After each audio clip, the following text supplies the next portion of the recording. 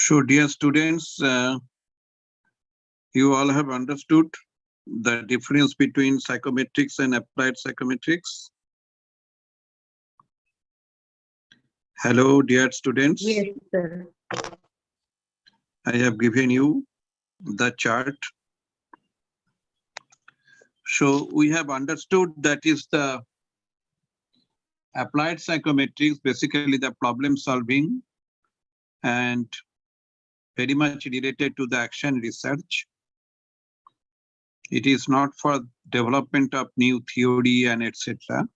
Mainly the action research, problems oriented, and whatever our problems in everyday life. So we can apply the different principles of psychometrics in that context. So today we have Madam Priya Bharma, and Madam will enlighten us the last paper, AP05. So I'm requesting Madam Bharma to start the lecture. Thank you, sir. So please allow me to share the screen.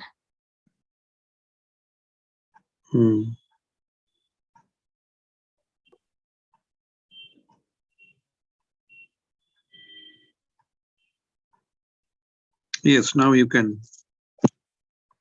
Okay, sir.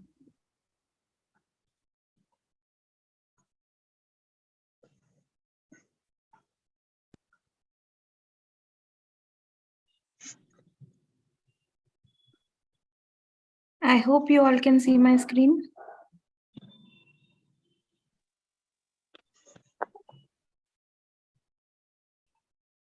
Yes, it is visible. Yes. Okay, thank you. Good evening, everyone. So in the last unit, the remaining topics which we are supposed to complete today are an extension of psychological tests and measurements, some of the popular tests and how they came into existence, and some and what is the significance of those tests. So they are personality test, attitude, and values and interest test. Okay, so before we proceed, in the last lecture, I asked you to name one of each the tests. Can you name one of each personality test, attitude test, value test, interest test, if you know?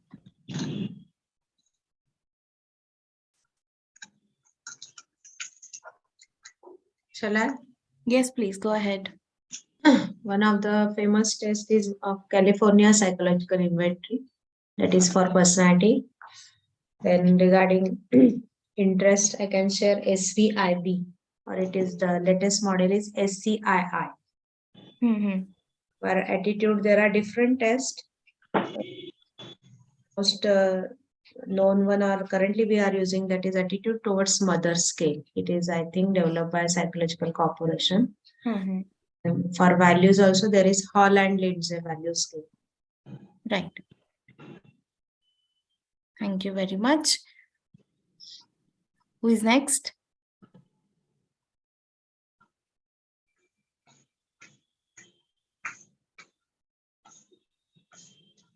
Who is gonna go next? Or shall I start calling out your names one by one?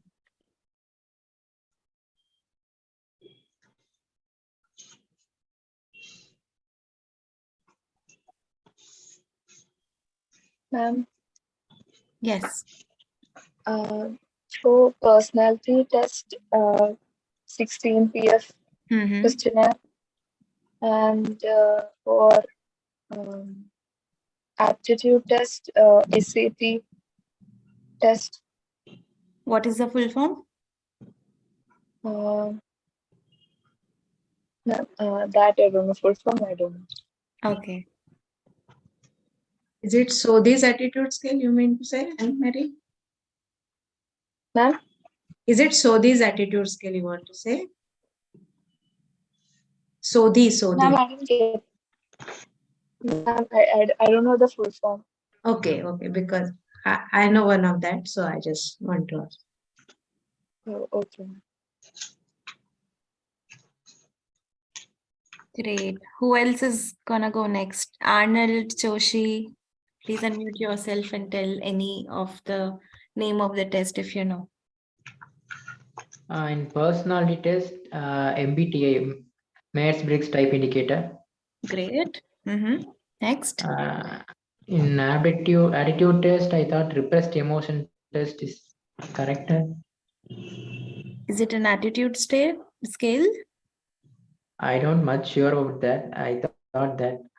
Okay. Do you want to add something more to it? No, I don't know about interest skills. Sorry. Okay, that's okay. Yeah. That's great.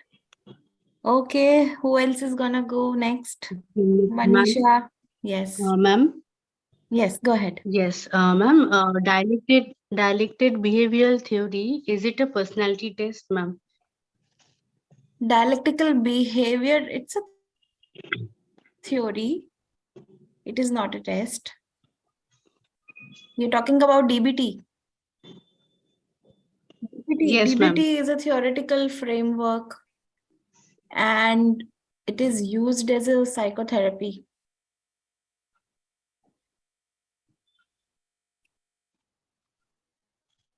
Can you name Okay, ma'am. any different very popular personality test all of us must have heard or very interesting one? Ma'am, BFI or Bake Inventory Depression. Okay, those are clinical tests. Those are not personality tests. Ma'am, Okay. may I go ahead? Yes, Sarah. So, for personality, there's MCMI and MMPI tests. Then attitude scale, I don't remember the author, but there's a scale that it's an Indian scale on attitude towards homosexuality. It's a Right. very different one. Value sky, I really don't have much info about, but there's one interest test that is called, I guess, children's interest test, which is meant for children below like between 5 to 10 or 5 to 12 years of age, to understand like where they're like before their aptitude is detectable. Based on their interests, we can groom the children. So that is one test that is used. Great. Thank you very much. Anyone else who wants to go for it?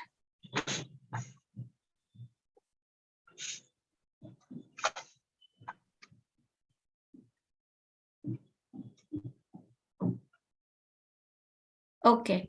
So when we were talking about different personality tests, attitude test, values and interest test, so let's begin with the personality test. So all of us must have understood what personality is. We do have some idea about what personality tests are aimed at.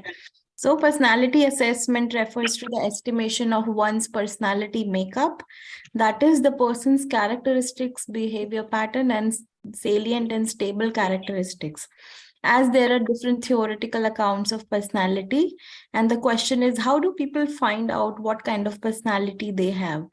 So personalities are one's personal characteristics, and the most stable. Sir, I think. So please make me host again.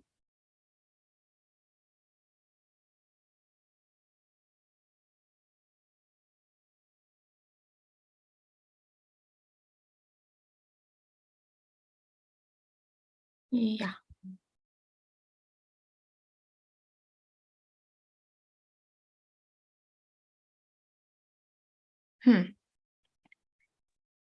Okay, so personality tests reveal about a person's characteristic, behavior patterns, and salient and stable characteristic. There are different ways to find out one's personality, and there are different methods for doing so. One of which is through interviews, projective techniques, association techniques, and expressive techniques. Let's quickly talk about each one. Interviews. Interviews are a very basic method of personality assessment in which the interviewee has to answer the questions asked in a professional, structured and unstructured fashion. Some of the therapists note down the answers of the interviewee in a survey process. These type of interview is unstructured manner and moves naturally. So in interviews, when we are trying to ask some of the question and gauge someone else's personality, they can be structured and unstructured, and after case history, proper case history and interviews, we are able to find out a fair deal about someone's personality. But they may or may not be the most standardized method of doing measuring one's personality, because it depends on what kind of questions one is framing. But interviews also give some insights about someone's personality. So this is the first method. The second and the very popular method is projective techniques. So do you know any projective technique? What is projective technique? TAT, Rorschach blood test. Right. All the projective techniques, they have some, they actually aim at revealing the central aspect of personality which lie in the unconscious mind of an individual. So projective techniques were developed after understanding that there is always a chance of social desirability. We can actually manipulate our responses and make our personality look like something else which we want like. But personality is much more a combination of our conscious characteristics, unconscious and subconscious. So projective techniques aim at understanding the unconscious mind of an individual and their hidden desires, inner fears, complexes. So when a projective technique is applied, they give an unstructured task. Unstructured means an ambiguous stimulus. So an ambiguous stimulus could be anything, a sentence, a picture, a blot, okay, a word, and the person has it. That material serves as a sort of screen on which the respondents project their characteristic thought, process, anxiety, conflicts, and need. So suppose if I show you a picture of two people talking to each other, my perception of what they are doing could be different. Your perception could be different. So when we are telling stories about what we see on the screen, it may be a picture or a blot or a sentence or anything, we are projecting our own inner desires, hidden desires, sometimes dark, sometimes some of our fears, complexes. Okay, so we are projecting our inner world on that object. So the whole idea of projective techniques is that the stimulus is so ambiguous that one is not able to find what exactly. There is no right and wrong answer to a projective technique. I see something in the yes. TAT, DAP, these are some of the projective techniques.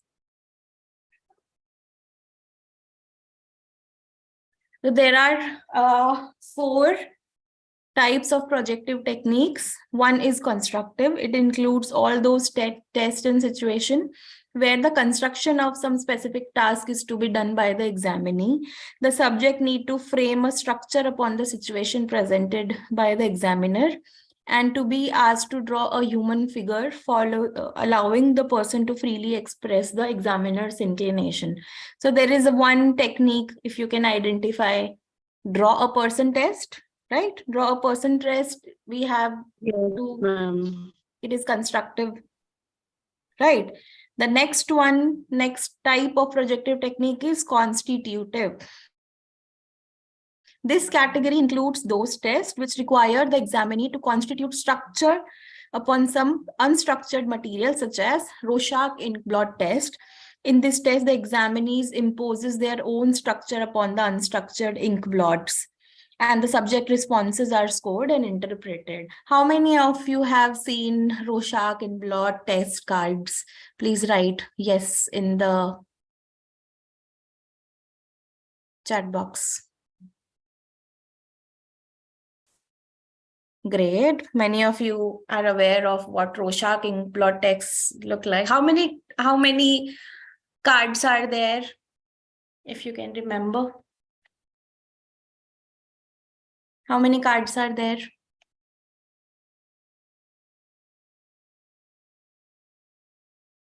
In a mobile app, Arnold has seen in the mobile app. Okay, interesting. How many cards are there if you have seen the cards? What do they look like? Is there any pattern to it?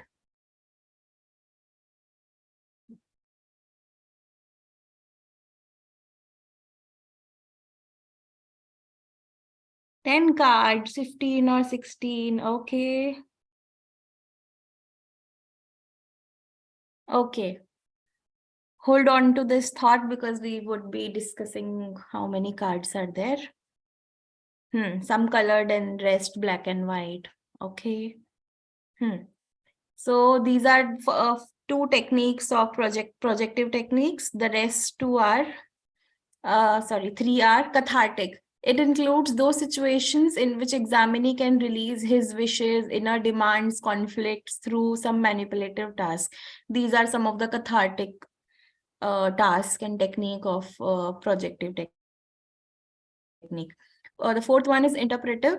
It includes those test situations where the examinee has to add a detailed meaning to a given situation. For example, the thematic apperception test, which is TAT, and the word association test. Okay, and the last one is refractive.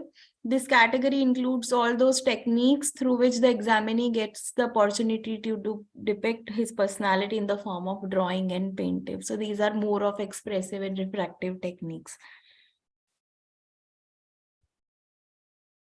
Okay, so some of the construction techniques are, so TAT is a construction technique where some of the examples are related to construction techniques such as draw a person test, which includes the examinee constructs or produces simple complex statement in a story form or draws a picture or a person. Completion techniques are some of the sentence completion techniques, which can look like a situation where some incomplete sentences are presented to the examinee and he or she can complete them in the form he desires, such as, for example, I want. So I want, there is a blank after I want. I feel excited about. There is a blank after that. The subject has to fill up the blanks and the responses given by the examinees are recorded and analyzed to get a picture of the individual's personality. For example, Rotter's incomplete, sentence blank. Some people consider it as semi-projective. So these are semi-projective because a part of it is given to you and the rest you have to fill it according to yourself. Yes, sentence completion test.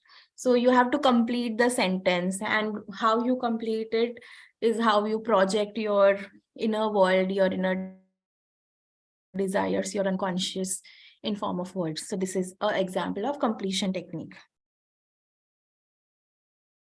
The expressive techniques, these includes those tests where some manipulative tasks are used by the examinee to depict his or her personality.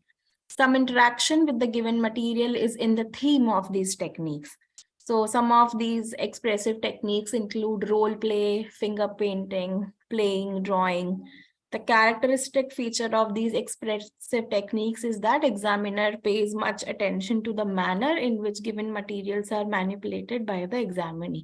So these expressive techniques are very much used in a form of art therapy these days, expressive arts therapy, because these are very easy to do techniques. Everyone feels connected in them.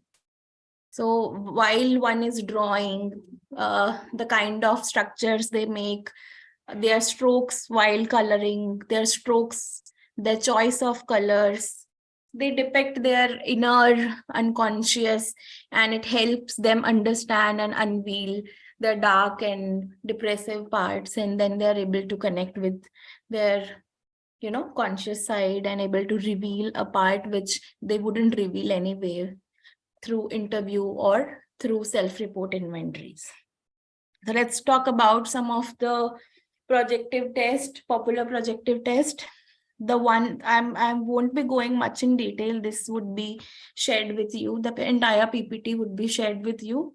So we would be covering just the basic of it. You should know some of the popular tests. The one is Holzman ink blot test. It is developed as an ink blot test known as the HIT Holzman ink blot test. And it was developed to remove the inherent technical difficulties of Rorschach, like unlimited number of responses, poor scorers, reliability, etc.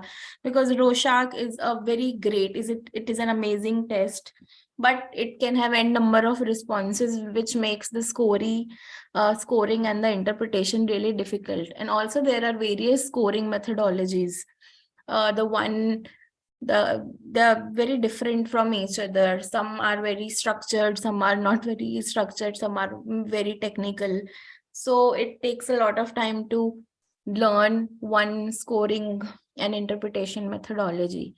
So from the limitations of Rorschach ink blot test, Holzman has developed the Holzman ink blot test. It has two parallel forms, A and B, and having 45 cards, both colored and achromatic and somewhat asymmetric. One response per card is taken by the respondent. Each response is followed by a two-fold simple question. Where was the percept present in the blot, and what the percept suggests about the blot? Every question, every response has two questions which are followed up, which help us understanding the person's frame of mind and how they are projecting and to what part of the card they are projecting. Then these responses are classified under 22 response variables, and it has been better standardized than the Rorschach test. Also, the reliability is highly satisfactory. So this is a popular variant of another variant of an ink blot test. We can also say an improved version of Rorschach ink blot test. So it has been found successful to be diagnosing schizophrenia. The TAT is called as thematic perception test. It was developed by Henry Murray and his colleagues Morgan and Murray, 1935. It consists of 20 pictures which are all black and white. The people depicted in this picture are deliberately drawn in ambiguous situation. So how many of you have seen any TAT image? I have seen, ma'am. Can you remember any of the card? Yes, ma'am. Okay. Can you tell something about the card you have seen? Ma'am, in one card, a lady was sitting in front of a bed kind of thing, and she was holding her face in her hands. So some of the patients said that she's crying. Some of the patients said that she's overthinking. So it's like that. And then we have the interpretation, which says that what it means. Right. So I'm going to show Another some of one. the cards. Okay, so this, if you one of you haven't seen any of the cards, this is one. These are some of the cards which are very popularly used in TAT, and it is very interesting cards. But the only part is that it is very time-consuming process, and you cannot administer all the cards. So we won't be going much in the cards and what they measure and how they are scored and interpreted. Can you see my screen? Not yet, ma'am. Now you will be able to. Yes. So these are some of the types, some of the cards which are used in TAT. So this is one of the card where a girl is sitting with her someone. We do not know the relationship here. So in all of the cards, there is one common thing. You can see some sort of conflict. You will see some sort of conflict, and they're ambiguous in nature. You do not know what is the relationship between these people, what they are doing, what is happening, what kind of conversation might have happened, what they are thinking in their head. So all these cards have something to do with some ambiguity is there, and something has happened, something is happening, or something might happen in the future. So a person has to depict a story about these cards. After looking at these cards, they have to create a story, and then their story is analyzed. Okay. Ma'am, Yes. one more thing in TAD is that the cards are classified, like some cards are for girl and woman, and some cards are for male and boy. Absolutely. The cards are classified. So there are certain cards. So the cards are classified in 4 categories: boys, girls, males, and females. So there are 20 pictures. Not every card is applicable to everyone. So there are cards which are for boys. There are cards which are for girls. There are cards which are for females and males. So you have to use that accordingly, according to the age. So the TAT consists of 20 pictures, which are all black and white. The people depicted in the picture are deliberately drawn in ambiguous situation. After showing the picture, a story is to be told by the client about the person or the people in the picture. They have to say what is happening in the picture, what has caused the event, and what could have taken place in the past and what would happen in the future. The story narrated by the client is interpreted by psychologist who tries to look for revealing statements and projection of the client's hidden emotions onto the characters in the picture. So this is what TAT is aimed at. So the next one is sentence completion test, of which we just saw an example. The sentence completion test are, it is also one of the projective tests. There are also other types of projective tests, which includes SCTD, draw person test, house tree person test. In sentence completion test, verbal material is the assessment of the personality. Various incomplete sentences are given to the subject to complete them. Some of the incomplete sentences are like, I feel very dash, I wish my mother dash. The subject is asked to complete the sentence in the way he or she likes. So this is the sentence completion test. There are 2 other techniques. In the draw person and house tree person, the client is supposed to draw the named items on a white sheet. So here the object is more verbal in nature, and here in draw person and house tree person, the client is supposed to draw the named items on the white sheet. So interestingly, draw person test, if you do it on children and you do it on adults, it gives very interesting results. So children do not have a fair idea of the proportion of body and how they look. They generally look at themselves and then they draw. But the adults have more mature idea of what a body looks like, what a person looks like, and they add more details to that person.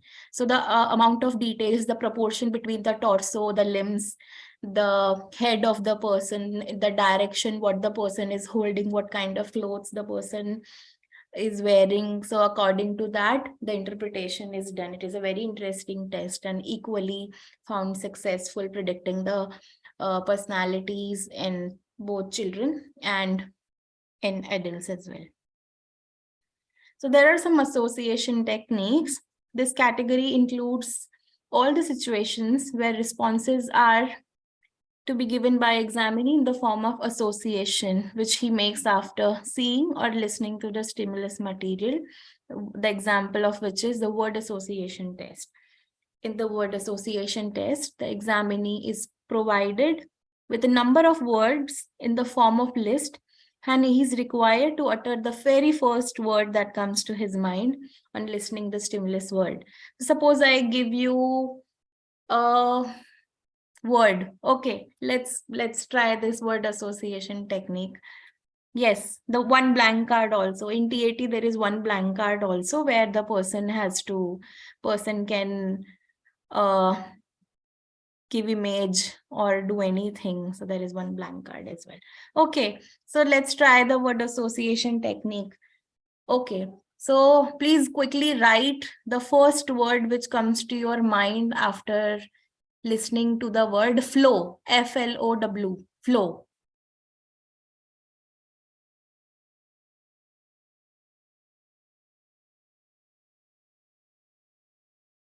Water, chart, blood, okay. River, stream, magic. Water. Mindfulness, interesting.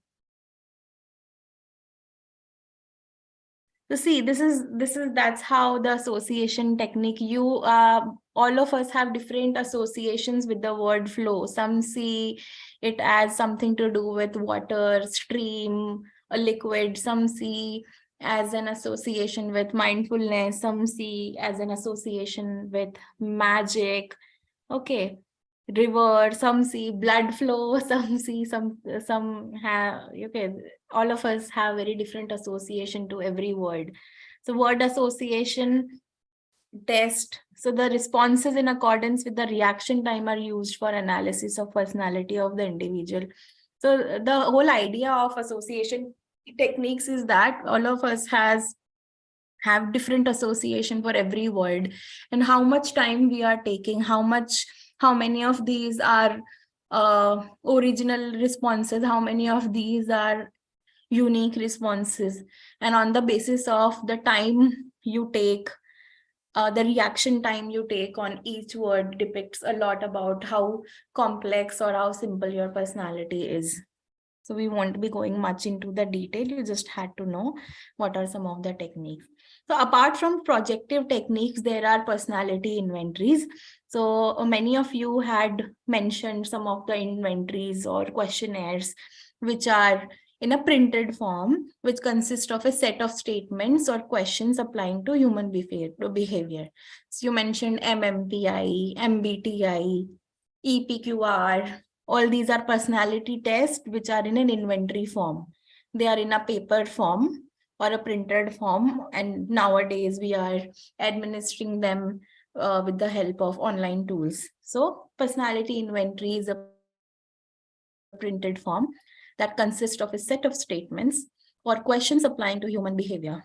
The list of questions is a standard one and requires specific answers such as yes, no, cannot decide, or some kind of Likert scale. All these questions demand close-ended answers. These assessments are quite objective in nature.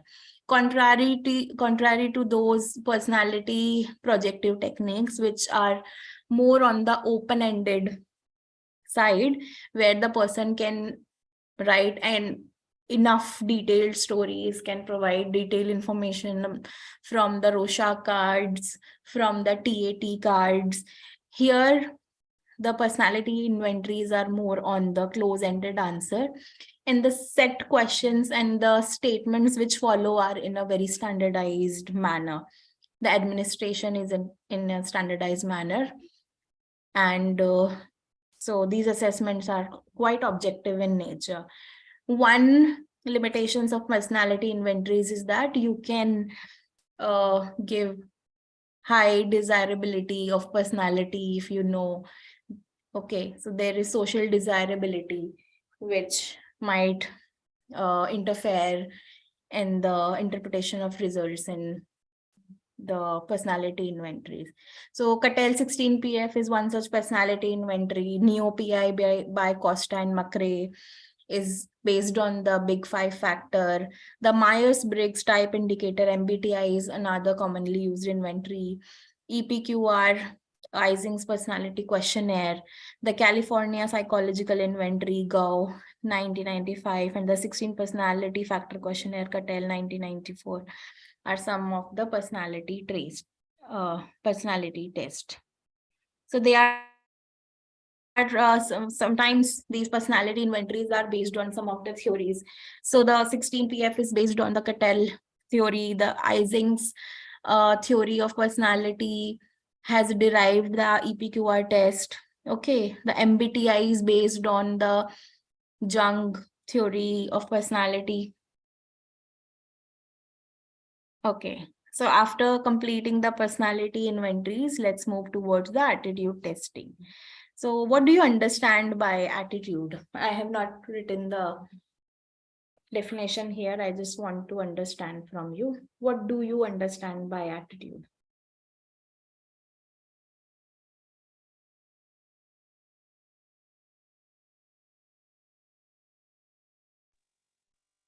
The way we project Project what?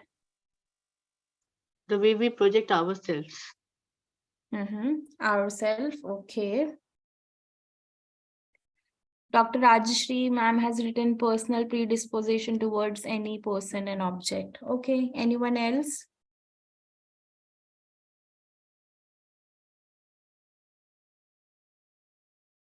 Go ahead, there is no right and wrong answer. We are just trying to understand what is our understanding of attitude and how psychology defines attitude.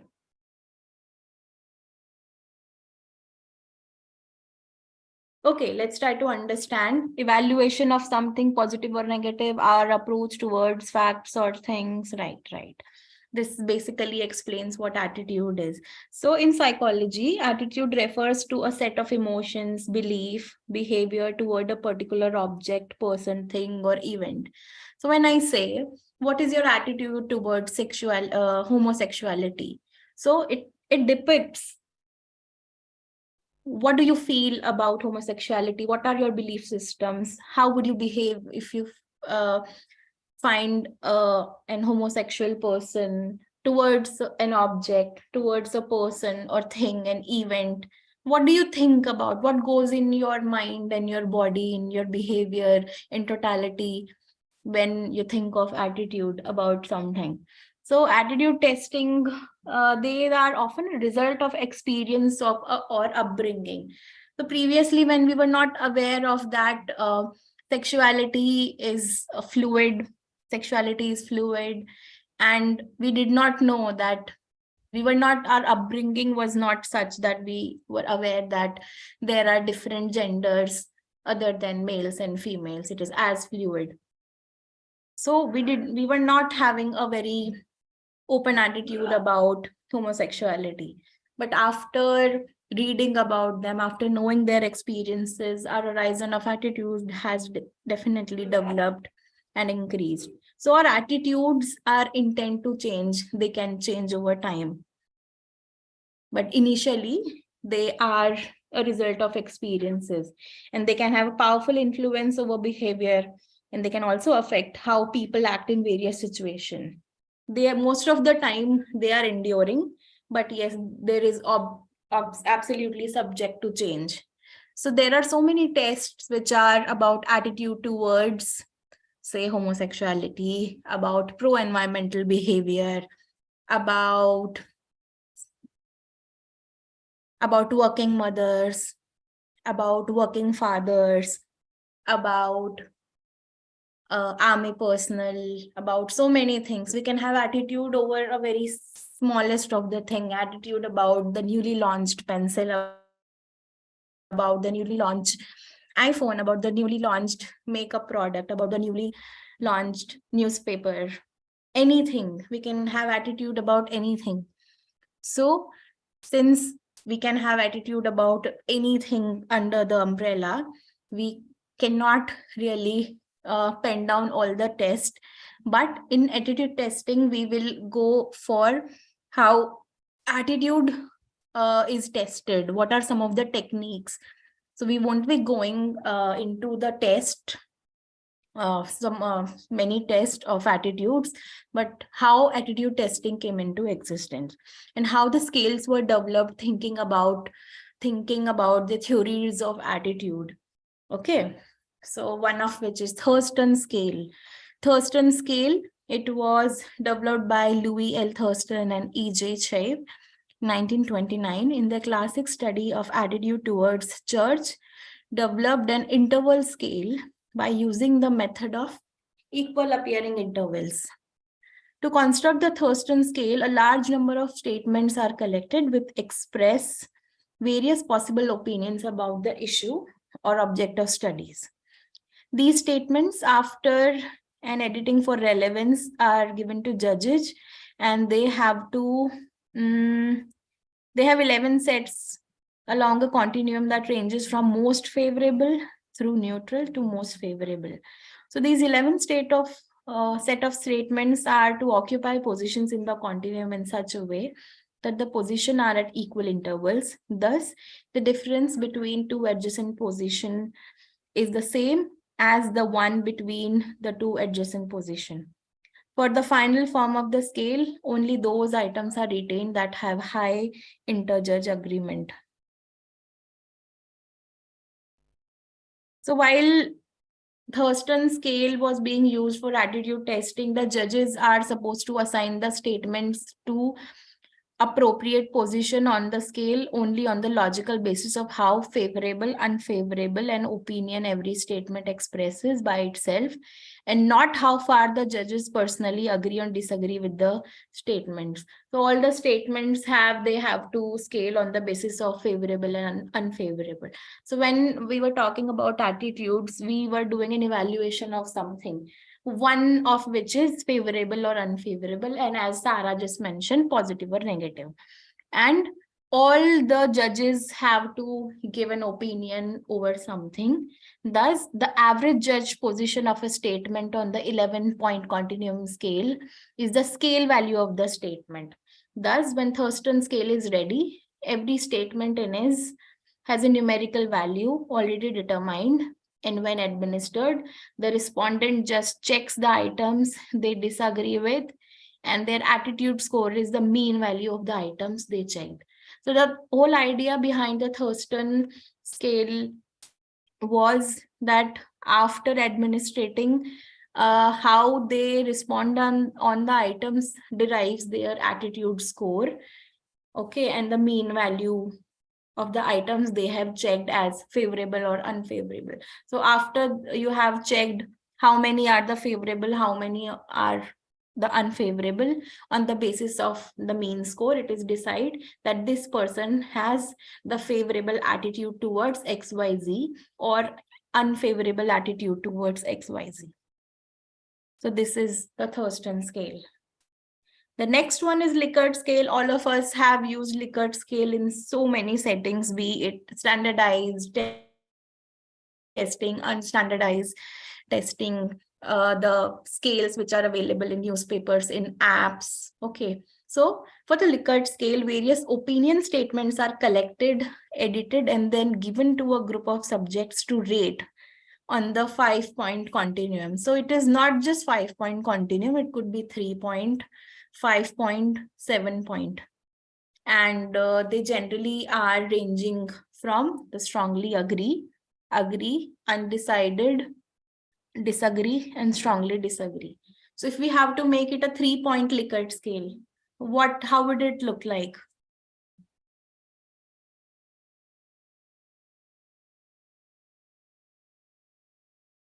If we have to convert this 5-point Likert scale into a 3-point Likert scale, what will you eliminate?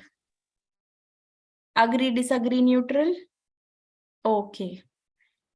And if you have to convert the same 5-point Likert scale into a 7-point Likert scale, what will you add?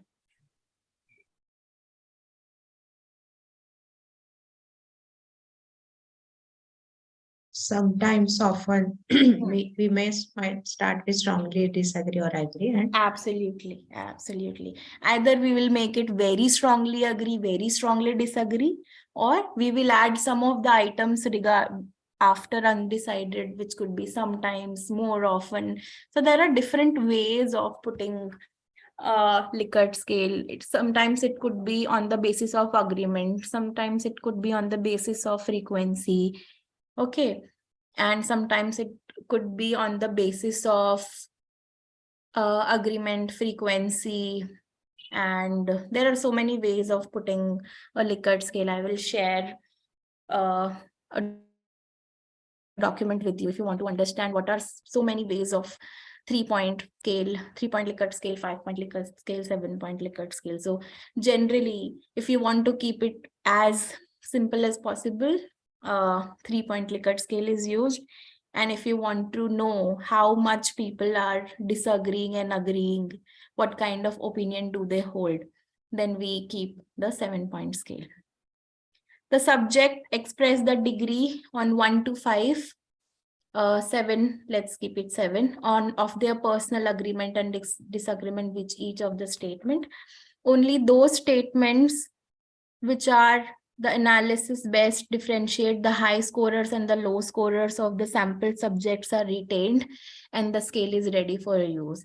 So we generally put the undecided one. So do you think we should keep the undecided or neutral one, or we should absolutely eliminate this? How is it helpful? It should Ma'am, be I there. think undecided should be there, because if a person cannot agree or cannot disagree, then the person should have the point that undecided or neutral. Okay, what if many people opt for the undecided or the neutral one? Then how will you find if they do have an opinion or they do not want to state their opinion? They don't want to give their opinion. Yes, they do go there. Yeah, exactly. So sometimes when they are not too sure if they should give their opinion or not, they have a tendency to go for the neutral or the undecided one. So even during test administration, we instruct the respondents that try not to go for the neutral, Right. unless it is important. Okay, so to measure the attitude of a given group of respondents, the scale is given to them, and every respondent indicates whether he or she strongly agrees, undecided, disagrees, and strongly disagrees with each statement. The respondent's attitude score is the sum of their ratings of all the statements. For this reason, Likert scale is also known as summated ratings. So if you at any point of time in the questionnaire and in the test, if you are asked what are summated ratings, you will write about Likert scale, because at the end of it, the summation of the responses is what reveals the person's attitude. Okay, let's move ahead to the next one. This is very interesting. Bogarde's social distance scale. So in 1933, Bogardus developed an attitude scale called the social distance scale, which became a classic instrument to measure attitude towards ethnic groups. So this was developed for a very specific group, which are known as ethnic groups. Different nationalities or racial groups are listed, and various possible relationships with them are also given. So here, what is done? Okay, so say this is a group of 4 to 5 people, American, Chinese, English, French, and Negroes, and they are asked to rate or give their attitudes. Will you be okay with close kinship by marriage? So you have to rate everyone. So this is about what kind of social distance, how much will you tolerate them. The basic idea was that. So the respondent is asked to indicate their relationship to which they are willing to admit members of each group. His attitude is measured by the closeness of the relationship they choose. So an American might be okay to have a close relationship with French. They might be okay having them as close kinship by marriage, personal chums, as neighbors, as colleagues, as citizens, as visitors, but would not have the same attitude for the Chinese or the Negroes. So this social distance scale told them I might be okay having them as visitors, but not get married to their family. But I may be okay having them as colleagues, but I would not want them as personal chums or my friend. So this tells what kind of distance people like to maintain in their relationship, specifically with regards to ethnic groups. So the social distance scale implied that respondent who admitted a stimulus person to a particular relationship would also admit that all other relationships which are related are less close than the chosen relationship. Let's simplify this. Suppose if I want to have an American as a close kinship by marriage or get married into their family, automatically I'm selecting all the options, all the other options as well, right? So it is a cumulative measure. It cannot happen. It cannot happen that I would exclude them from my country and get married in their family at the same time. So if I'm checking an American for the close kinship, automatically I'm also selecting all the remaining options as well. Okay. Thus, if a person says that he would take a member of a given group as spouse, he would also have him as friend or neighbor. So suppose if I am okay marrying a Chinese person, I'm also okay. So the assumption of Bogart's scale is that if I am okay marrying a Chinese person, I am okay with all the other options as well. This was the assumption of Bogart's social distance scale. Okay, but this assumption was challenged. It would hold only good if all the items are expressed one and the same aspect of the dimension attitude in the question. A person may be willing to marry a member, okay, but they may not be ready to have a member from the group as a friend or neighbor. So it was this part of the cumulative nature was challenged.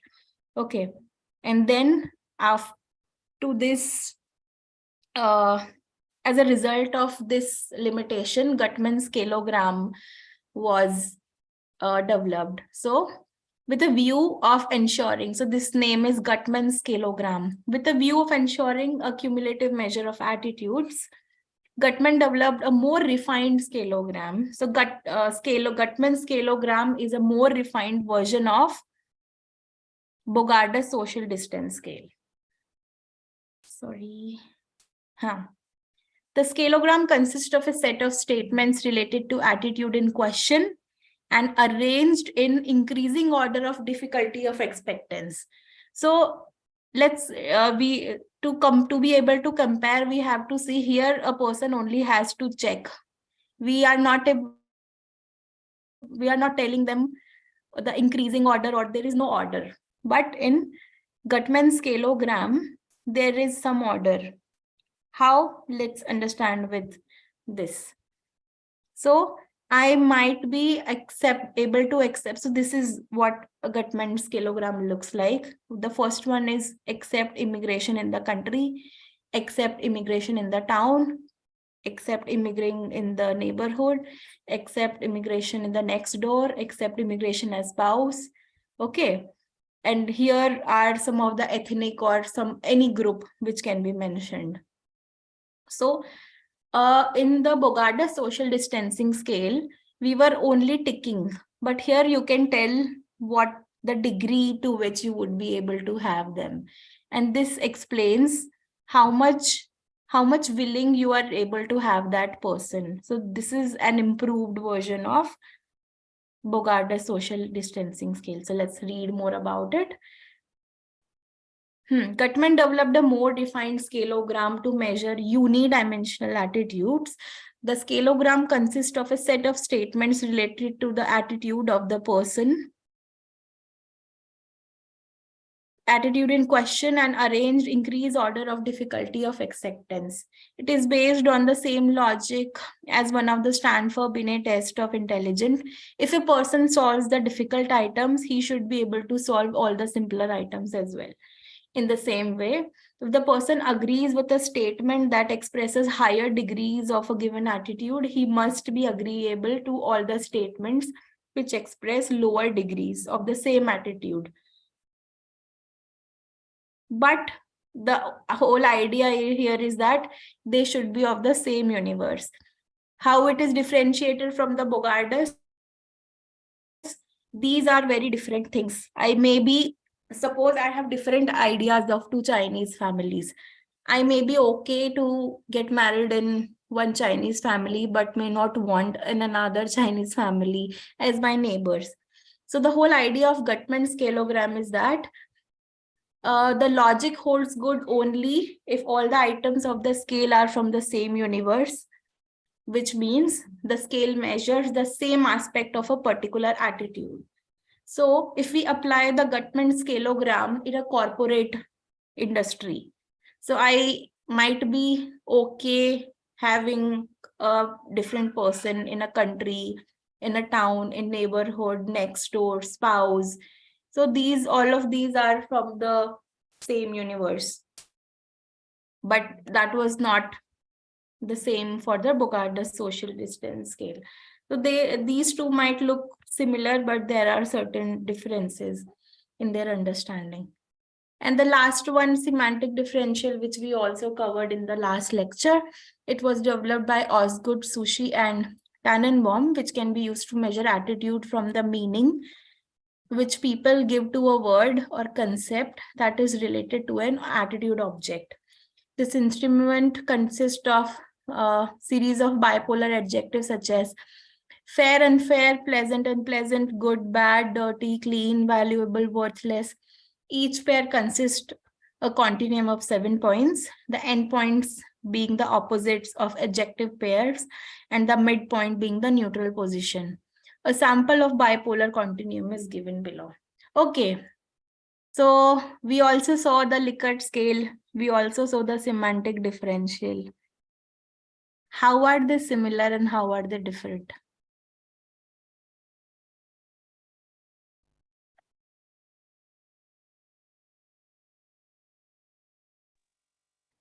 Semantic is we can measure by points. And the other one is we cannot measure by points. Okay, we did not add points to Likert scale. Yes, no. No, we have points in Likert scale.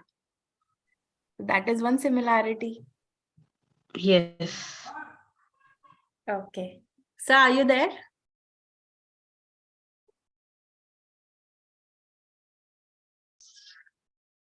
Yes, I am here. Yes, sir. I just asked them a question. How are semantic differential and Likert scale similar or different? Oh, so you handle it. I think it's better. Yes, sir. Please go ahead. I want you to respond on this.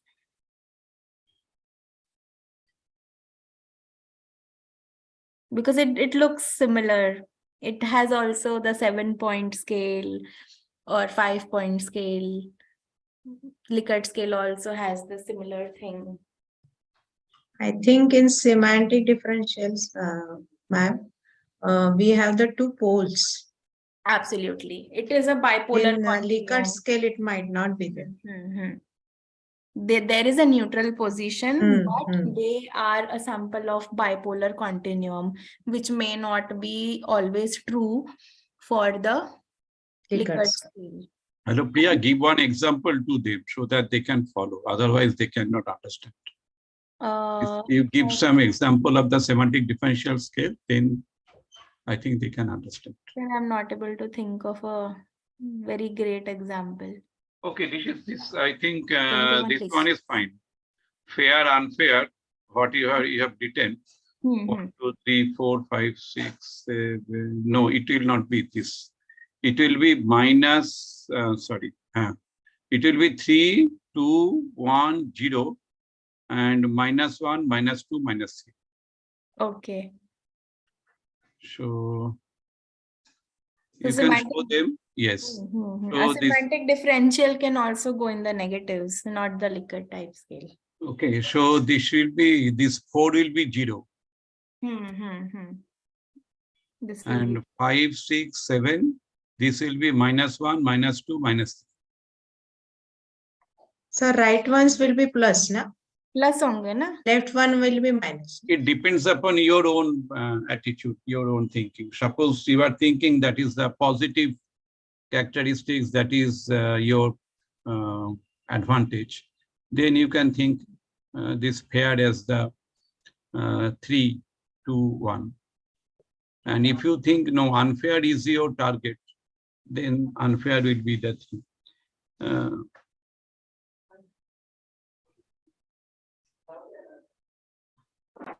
No, Not this. no. It should not be minus. It will be 3, 2, 1. Okay. I have written 3 to 1 here and No, here. 3 to unfair. That will be the -1, -2, -3. Okay, I'll make it unfair then. If you write down unfair, then it is fine. Okay, so one differentiation, one. So -3, -2, -1, and 0 is the 0, neutral 1, 2, 3. and 1, 2, 3. So this is the ratio scale, and here you can find the 2 interval scales. Okay. This one side is the -1, -2, -3. Another one is the 1, 2, 3. So 2 interval scales are there. And when you want to score it, then it is better to follow the whatever she has written. Maybe the no. What happened? Yeah, this is okay.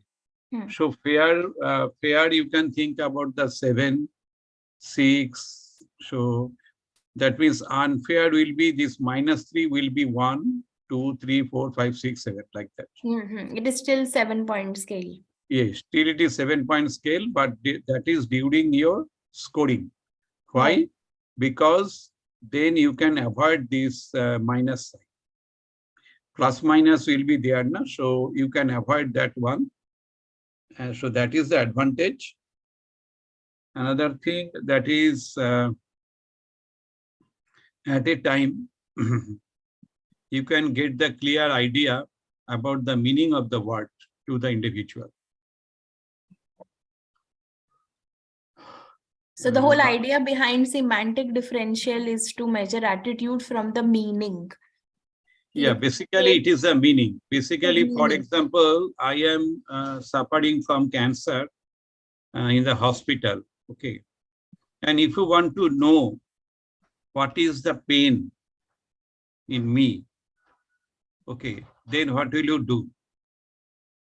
One qualitative approach is very clear. And based upon the qualitative approach, you can develop this scale. Okay, based upon some of the bipolar adjectives. And based upon that, you can identify the pain of the cancer patient pain. What is the meaning of the pain? Because we are the psychologists, and especially in applied psychometrics. When you will deal, for example, one industry suffers from union grievance problem, management and union problems. And you are supposed to handle it. Then you have to understand.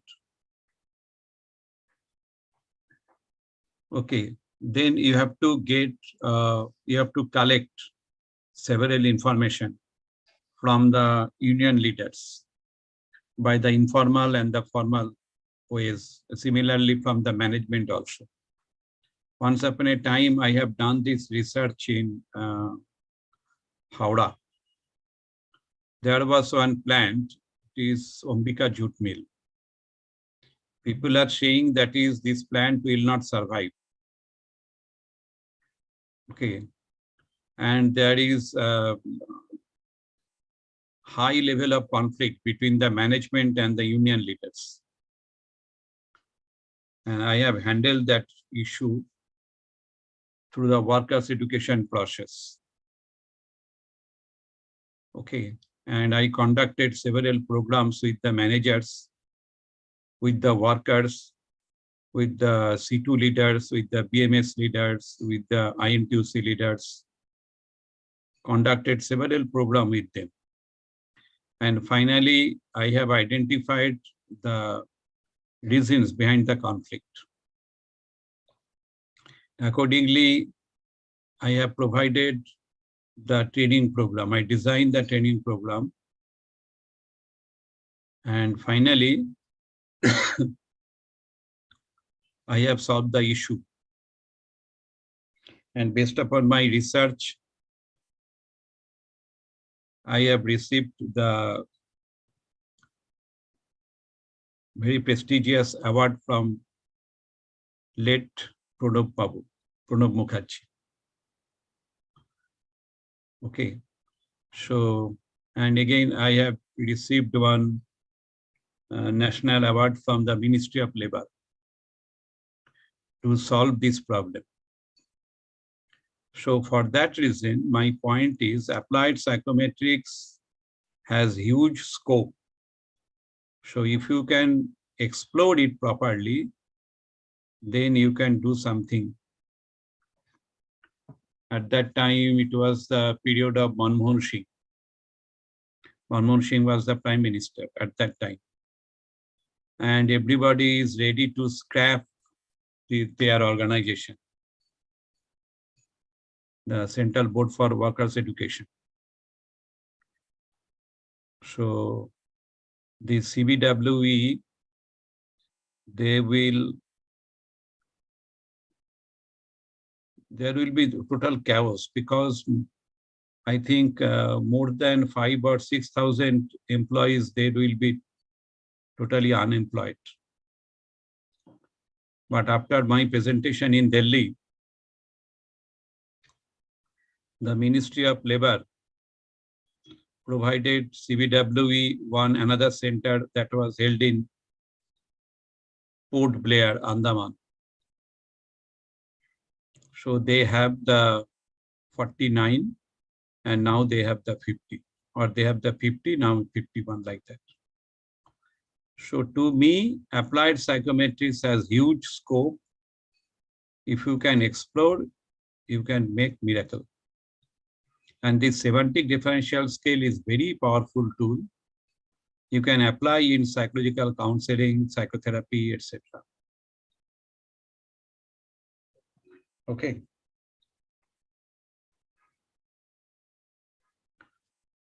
So Priya, please continue. Okay, sir, we have 10, how many more? We have 10 more slides and 2 more topics, and we are already overshooted our 1 hour. So shall we continue or? Yeah, continue. Because you have asked me, for that reason I have spent that time. I don't want to spend that time here. I don't want to interrupt your study. Okay, then. Please do finish. Yes, sir. Yes, sir. So the last 2 categories are interest test. We'll quickly go over them. These are not very difficult to understand. So interest, what is interest? Interest may be defined as a preference for one activity for another. And interest involves selection and ranking of different activities along like or like dimension. Suppose we have a list of activities we want to do. So we will be able to make a selection of what kind of things we like, what kind of things we unlike. And it results in curiosity towards the object of interest, enthusiasm to be attached to the object. So when we are doing the psychological counseling of students who have just cleared their 12th board examination, what we do is that personality, interest, and aptitude testing. So personality test, as we have already covered, that it tells about the person's stable and salient characteristics of their personality. Interest tells about what kind of things they would choose, what kind of selections they would make, what are their object of interest, and that displays their enthusiasm according to the object, and how much their strength and their will would be attached to that object of enthusiasm, and how much difficulties they are ready to take while engaging in their task of interest. So say, I might be interested in being a doctor, but am I prepared for the 10-year study, which includes appearing for the NEET examination, then going for MBBS, and then appearing for NEET PG, and then going for 3 years of MD degree or MS degree, or then super specialization. And then in the mid of 30s, I actually start, earning substantially. So if one is thinking of interest, they have to understand how much they're willing to put their efforts, and even if there are difficult situations. And so will there be any change in behavior or not? So interest tells about a preference for one activity for the another. So this is generally used in counseling, in vocational setting, in corporate setting. So there are two types of interest according to Jones. One is extrinsic and one is intrinsic. Extrinsic means pleasurable activities and emotions connected with a purpose or goal of an activity. It may involve fame, name, money, victory, or external motives. On the other hand, intrinsic interest means the basic and real attraction without any external motive. It is more continuous and permanent. It is within the activity itself. So I might enjoy solving people's problem. This is why I'm getting into a medical field, or treating people, understanding where it is coming from, not because it entails a lot of money and fame. Okay, so what are the intrinsic and extrinsic motivations attached to that interest? This is very easy. And some other guidance experts have classified interest into 3 categories. Expressed interest, in which a person expresses their personal liking through sentence such as, I love sports. So there might be some young children, they always have expressed interest towards a certain activity such as sports, dancing, painting, singing, reading books, alphabets, vocabulary. So they have expressed interest. This is the very first source of knowing someone's interest, is that they express it deliberately. Manifest interest. Manifest interest is the interest that is not expressed but observed by others while the person is engaged and absorbed in the activity. So for example, Newton forgot his meals while engaged in a scientific experiment. Or you might be a person who forgets to eat while they are painting for long hours, or you might be engrossed in a interesting science fiction book. So you're not telling the entire world, you're not expressing that I enjoy painting, but you are very much engrossed in the activity. So this is manifest interest. The third one is measured interest. The measured interest is the estimate and accounts of a person's interest as revealed by some psychological interest inventories.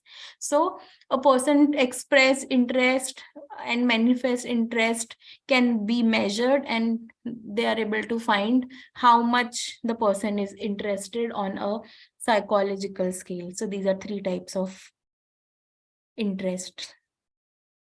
So there are certain methods of measuring interest. The strong vocational interest blank. Professor Strong of Stanford University, California, designed standardized this checklist. This checklist contains of 400 separate items. So everyone has to simply ask to indicate what they like, what they disliked, or they are indifferent on a 3-point scale.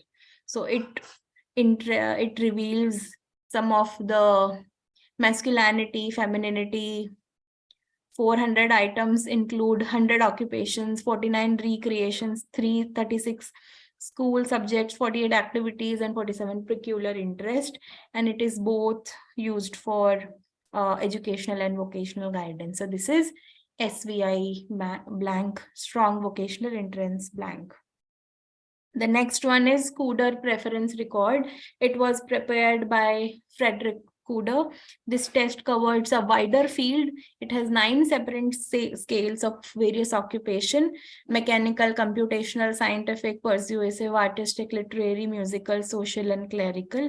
And he proposes 3 major interests such as mechanical, literary, and artistic. So when sorry, for instance, 3 choices are given for one item: building a birdhouse, writing articles about birds, and drawing sketches about birds.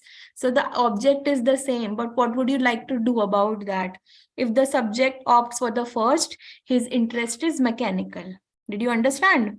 The same object can have 3 purpose, 3 major interest. What would you like to do? So if the subject opts for the first, their interest is mechanical. And this is how different examples are presented. So these are 2. So the last one are value test. So value tests are intended to measure a generalized and dominant interest. So interest tests are more general, but values are aligned to one's value system. Why value tests came into existence? Because our value systems, our values shape our attitudes, they instill our actions, and they determine efforts to influence others. And they also arise in response to the societal and cultural condition. I might be interested in a few things, but they might not align with my value system. So many of our interests are depicted through our value system. So value scales were first developed by an international group of psychologists whose goal was to create a unique self-report instrument which measured intrinsic and extrinsic values for the use in lab and clinic. And they called it WIS, Work Importance Study.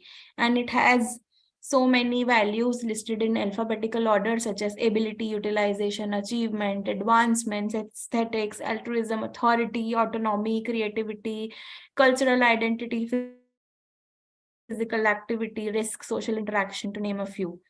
WIS is the first scale which was developed as a understanding of value test. And another popular measure of is study of values, SOV. It was developed by Allport, Vernon, and Lindsay. It is based upon the 6 categories of value. So people who mark on these categories are differentiated under the 6 categories, such as theoretical, economic, aesthetic, social, political, and religious. No need to go into the detail of all this, just the name of 6s. Okay. The next one is Rokish Value Survey. RVS is a classification of system of values which was developed by social psychologist Milton Rokish, and the system consists of 2 sets of values: 18 individual value items. One set is called terminal and another is called instrumental. So the terminal values refers to desirable end of existence. These are goals that a person would like to achieve during his or her lifetime. And the instrumental is what helps you to reach these terminal values. So what does it looks like? These are the terminal values: the end goal, a comfortable life, an exciting life, a world at peace, a world of beauty, equality, family, security, freedom, happiness, inner harmony, mature love, national security, pleasure, salvation, self-respect. These are our terminal values, our end goals of our life. True friendship, self-recognition, self-respect, wisdom. And these are instrumental values. In order to reach terminal values, we have to make use of our instrumental values. Suppose if we want to have self-respect, what kind of instrumental value would be helpful in achieving these terminal values? Self-respect. Okay, so if you want to achieve an exciting life, what will you do? What kind of instrumental values will you use to achieve these terminal values? So this is the idea of Rokish Value Survey, RVS. And the last and the most interesting one Rabindric Value Questionnaire. Our own Sir Dr. Datta Roy and his colleague Bandyopadhyay in 2010 developed this Rabindric Value Questionnaire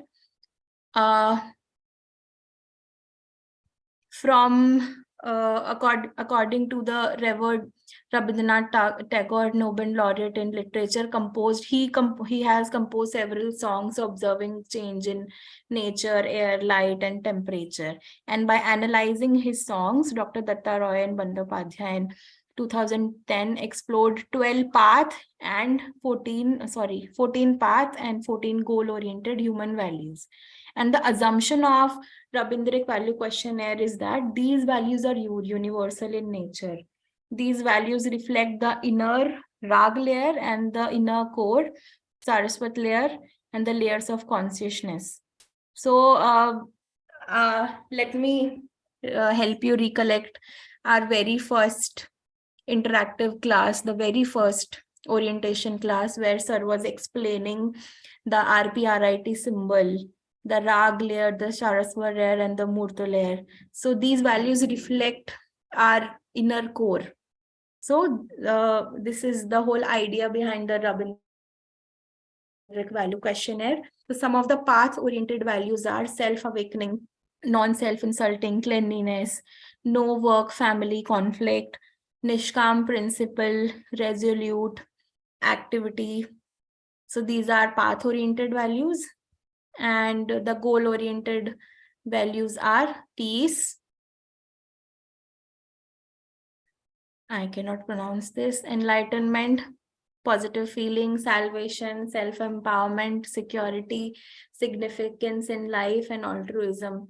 So this is a standardized questionnaire which has been widely used in different corporate settings, different school settings, and very different settings to understand the path-oriented and goal-oriented human values, and has been celebrated in the psychometric world. So, sir, why don't you say a few words and then we close our today's class?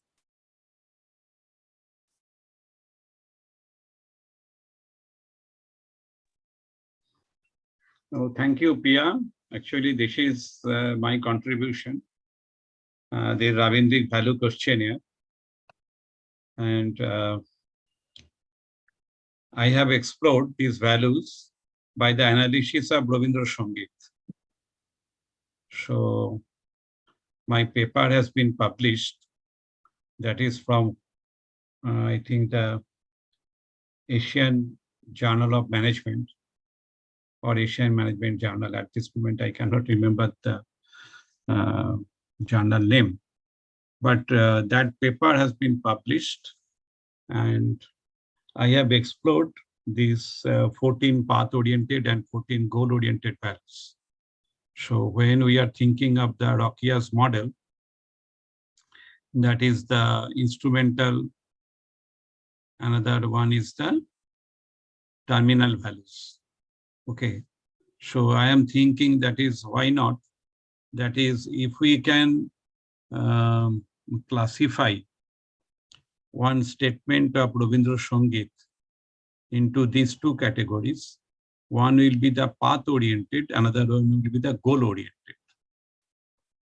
Then, how can we classify?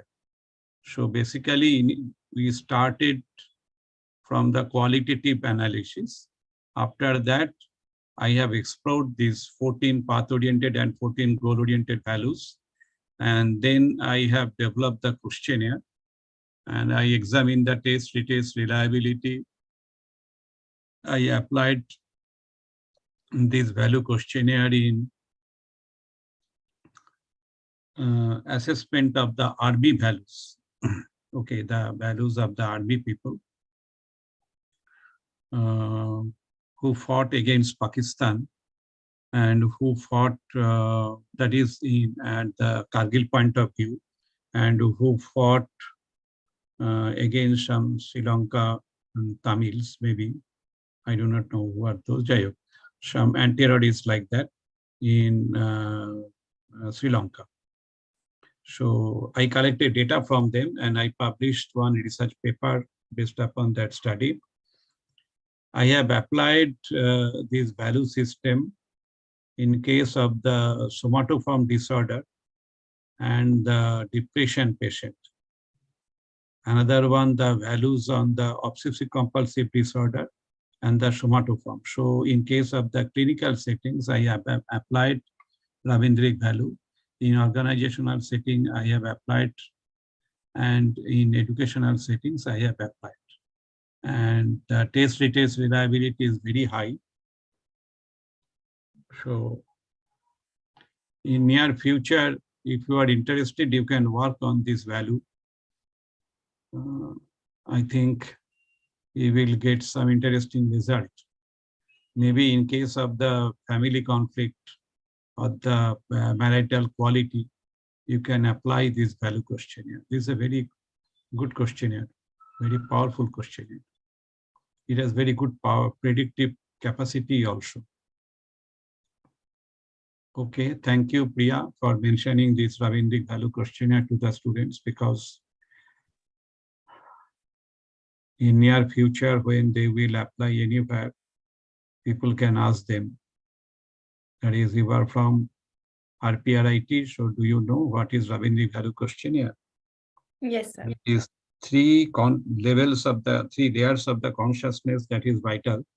That is, when you are starting the applied psychometrics, what is psychometrics and what do you mean by the applied psychometrics? So that is basically the Murto layer.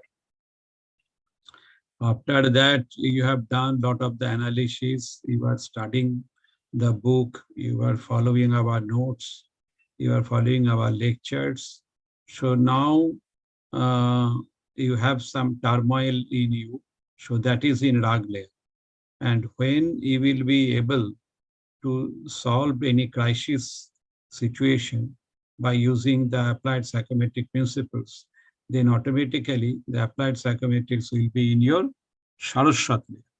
When it will reach at the Saraswat layer, then you can innovate new things. Okay. So that is the beauty of the consciousness layer. So this is based upon the flow theory that I have developed. So thank you, Priya, for mentioning about the Ravindric value questionnaire to the students. Thank you so much, sir, for enlightening us about the questionnaire and how it came into existence and how the students can benefit from it and can use it in different aspects of psychometric and research. And thank you everyone for extending and sitting till the end of this class. On that note, we are completed with our Unit 5. If you have any questions, please, you can shoot now or in the WhatsApp group. I would be sharing this PPT on the Google Classroom today itself. So please go through it. And if you have any questions, you can shoot and we would be more than happy to take your queries. And if you require any more detailed material, we would be sharing that in this week only. Please go through both the PPTs and the material I would be uploading. With the help of these two materials, you would be able to complete your assignment, which would be shared shortly in the Google Classroom. So on that note, thank you everyone for joining today's class and interacting in the entire class. And yes, thank you, sir. Thank you so much, sir, for sharing your inputs as well.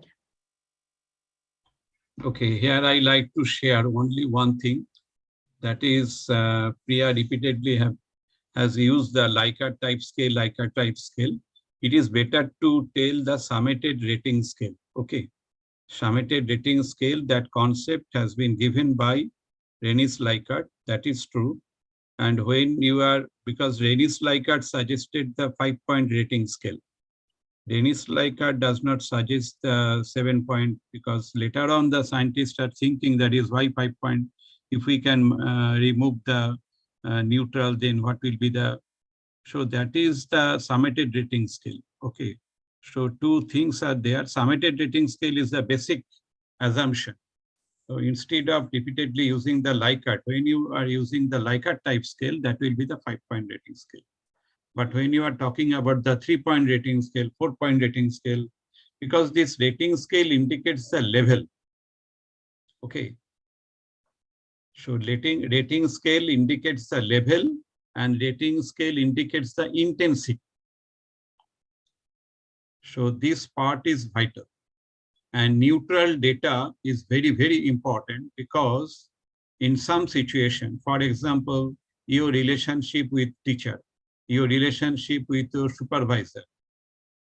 Okay. And in that context, you will find that is the employees are afraid of giving any extreme data. So that is very, very important for you. When you, as an applied psychometrician, you have to explore, okay, where lies the conflict. So this is the conflict zone. You must be very much careful about it. So many times you will find that is the people are not using the undecided category or neutral category, but this is not good to me. You have to use this one because it provides some data. It definitely provides some impression about the subject's attitude towards the object or towards the issue. So this point I like to share. Okay, thank you. Thank you, everybody. Best wishes to all of you. Thank you, ma'am. Thank you. Good night. Thank you, Priya Madam, for giving you, your sir. valuable time for us. I have some plans and I have already discussed with Farah my plans for the future work. So I want your support